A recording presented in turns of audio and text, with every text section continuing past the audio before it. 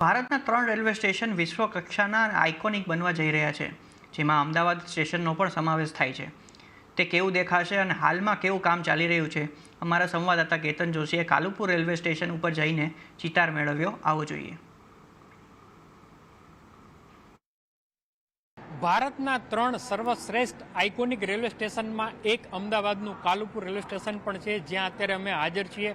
શા માટે આ વર્લ્ડ ક્લાસ બનવા જઈ રહ્યું છે એની વિગત આપું તો અત્યારે આપ મારી આસપાસ જોઈ શકો છો કે આ બુલેટ ટ્રેનનું સ્ટેશન છે. તો કાલુપુર રેલવે સ્ટેશનમાં બુલેટ ટ્રેનનું પણ એક સ્ટોપ છે અને એનું કામ છે એ ગતિમાં ચાલી રહ્યું છે. આટલું જ નહીં, પરંતુ આ સ્ટેશન સૌથી વધારે એટલા માટે ફેમસ થવાનું છે કારણ કે જે કોન્કોર્સ એરિયા છે એ ભારતના અન્ય તમામ સ્ટેશન કરતાં સૌથી શ્રેષ્ઠ હોવાનો છે, જે 54,100 સ્ક્વેર મીટરનો હશે. આ ઉપરાંત તમને આ સ્ટેશનમાં 30 લિફ્ટ, 6 એક્સિલેટર ને 25 ટેરકેસ પણ બનતા જોવા મળશે.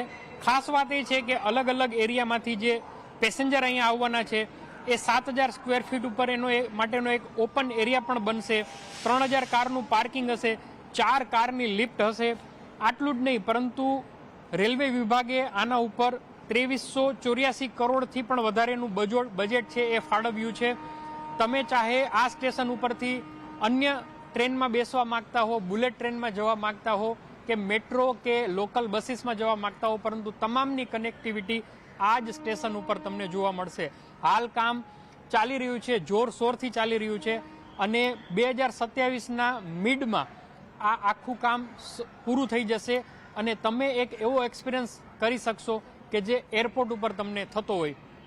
તો ચોક્કસપણે આપણે કહી શકીએ કે અમદાવાદનું કાલુપુર રેલવે સ્ટેશન છે એ વર્લ્ડ ક્લાસ બનશે અને એના સહભાગી આપણે બધા જ બનવાના છીએ.